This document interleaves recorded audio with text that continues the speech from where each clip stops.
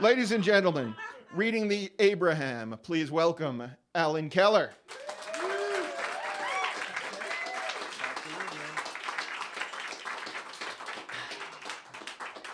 Thank you so much.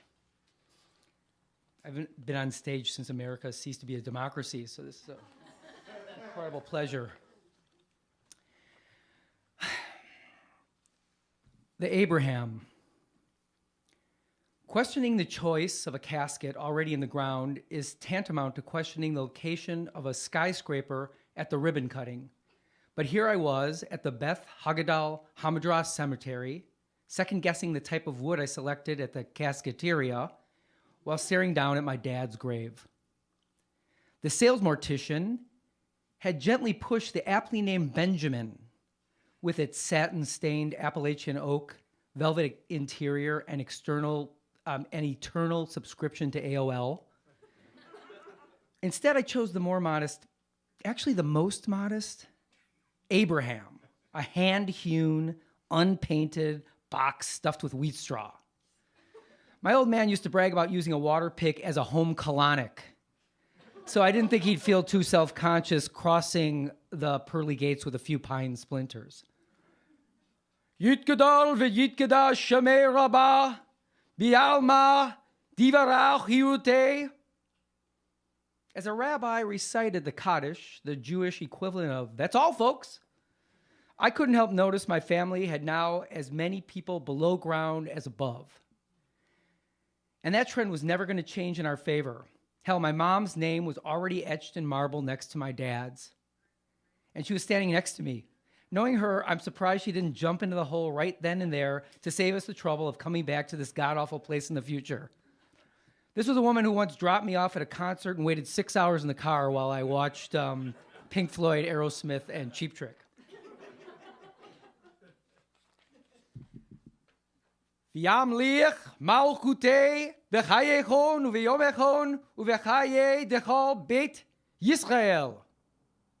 The first Keller to put down roots here was just 12 feet away from me. Her simple pink granite tombstone read Susan Keller, 1951 to 1954. Susie died from pneumonia a decade before I was born. If I hadn't accidentally found her hand-colored portrait in my parents' closet when I was 12, buried beneath a stack of Life magazines, I may have never known she existed. When I asked who the pretty little girl was posing next to a hobby horse, my mom sprinted from me like she'd been perched on her starting blocks for 20 years, just waiting for someone to raise the topic so she could run away from it. I would never bring up Susan Keller again. It would take my mom a half century before she could talk about her firstborn without feeling waterboarded. Yehesh Shemei Rabbah Mivarach Leolam U'almei Almaya. Did I have that with is that a British accent in there? I guess it was. Palestine was a British territory. So, Dad never found such equanimity. The only time he ever brought up Susie was the day he rediscovered a dented safe deposit box he'd hidden and forgotten high above the ceiling tiles in the basement. He opened the container like a sarcophagus filled with ancient pathogens and unfolded a fragile carbon copy of a letter he'd sent to Susie's pediatrician. It said simply, "You killed my daughter." It had been rubber banded to a stack of unopened doctor's bills stamped, "Referred to Bill Collection Agency." Yiparach, v'yishtabach, v'yitpar, v'yitroman. Dad tried his best to erase all this from his memory, but like the mole on his cheek he had burned off, the scar left behind was twice as large as what it replaced. Relatives confided in me that the entire year that Susie died, Dad would disappear for days, only to turn up in random parts of town sleeping in his truck.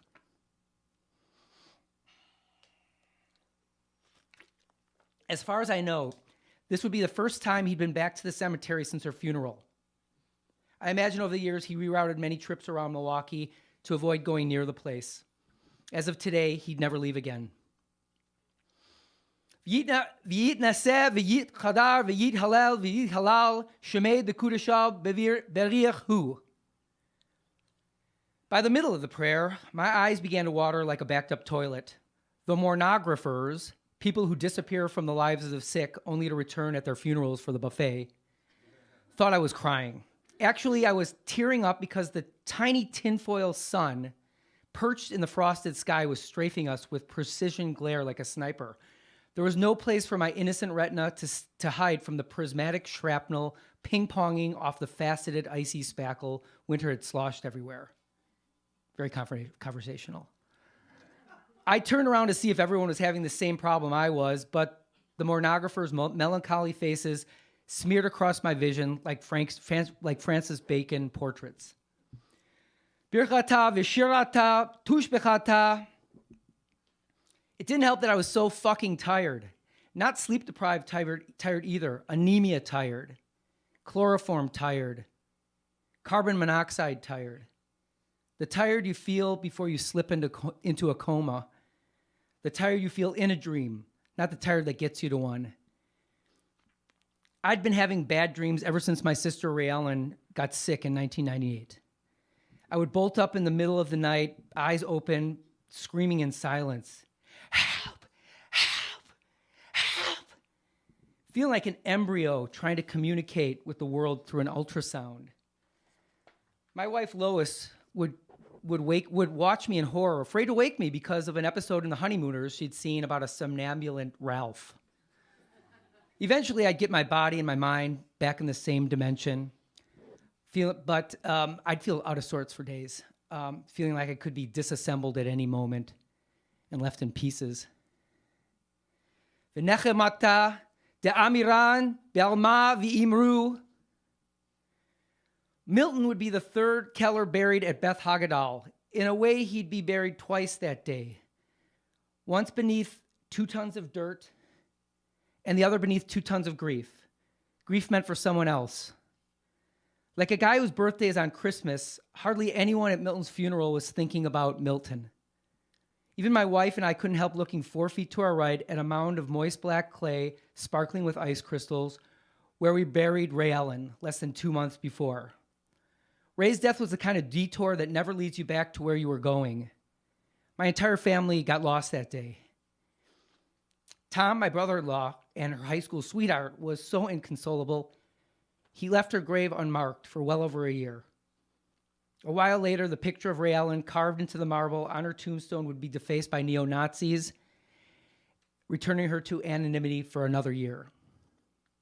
Ray Ellen was killed by multiple myeloma, a cancer that corrupts plasma cells and turns bones into china. Overnight, she went from being a perfectly healthy 43-year-old woman to being rushed to the hospital to have an emergency spinal fusion before her cervical cord collapsed.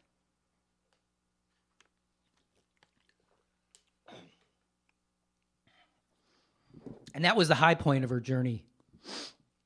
I'm not exactly sure how long it took for her to die from the moment she was diagnosed, but it seemed like the quick version of forever. When I broke the news of her death to my dad, he began to cough violently. After blood started coming up, we called 911. Milt ended up spending his daughter's funeral in the hospital. At first, I wondered if he hadn't concocted the whole coughing jag just to avoid paying a visit to Susie's grave. If he did, it was a strategy that only delayed the inevitable for a month. Oseh shalom bimroma, hu ya'aseh shalom aleinu. As the prayer began to wrap up, I reached for the shovel lying near my feet and held it next to me. As the eldest son, it was my duty to be the first to fill in the grave. In my vintage 1920s bear fur coat, with my wife Lois at my side, we looked like the Inuit version of American Gothic. V'al kol Yisrael, v'imru, Amen. With a nod from the funeral director, I trudged over to the large pile of dirt at the foot of the grave. It was flecked with corpses of Marlboro Reds that had been left behind, as well as their stink by the 3 scraggly gravediggers waiting in the wings to finish the job and go home to their own problems. I daintily poked around the mass with the shovel, trying to gain purchase, but it proved impenetrable. I kicked at it, but my Doc Martens were no match for the Tundra either. Then Lois gave me a look like, hurry up, I'm not the one wearing the fur. So I stomped on the shovel step with all my weight, miraculously dislodging a tiny meteorite. I bent over and pushed it onto the shovel head, then leveraged the payload over the grave. For one last moment, I looked down at the casket that represented my dad. And I sent the and I tilted the shovel to the right, and I sent the chunk down toward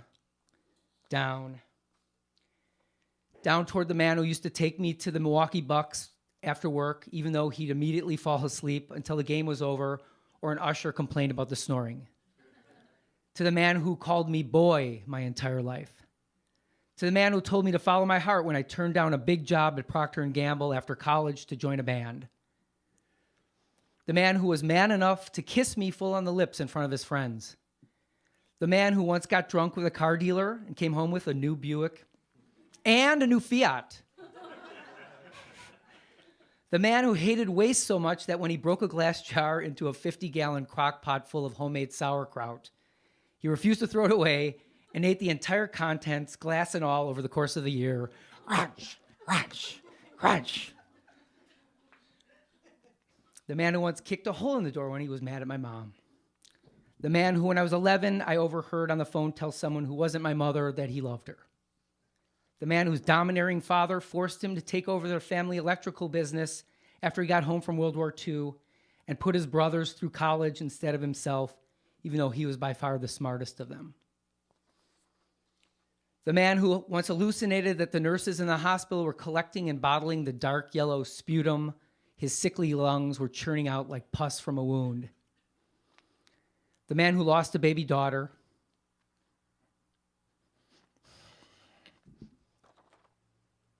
And buried it deep inside where it couldn't be touched. The man whose death at 75 was an inconvenience to his son, who was still grieving his sister. Crack! It sounded like the earth had broken a rib. Lois and I looked down and saw that Milton's Abraham casket had been cleaved in two, exposing his arms and his legs and his head. I looked at my wife. Oh, yeah, and so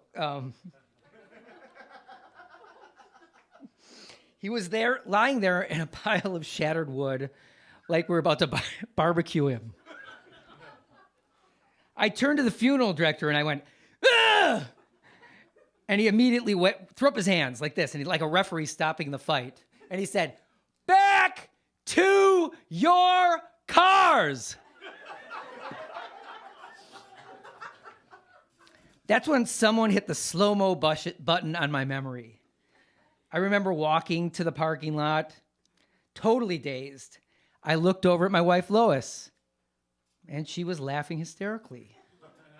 I turned face forward, and I looked over at Lois again, and she was crying hysterically.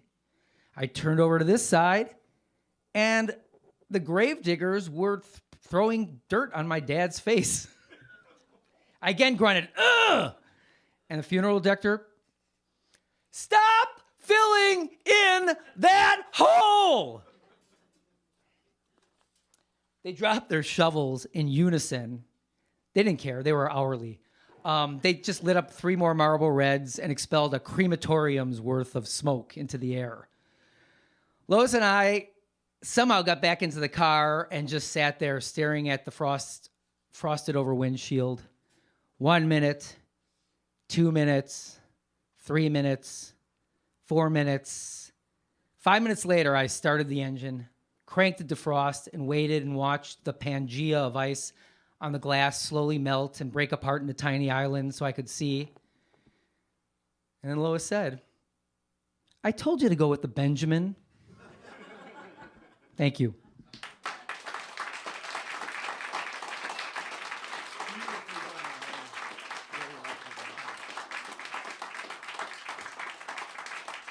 Thank you so much, Alan.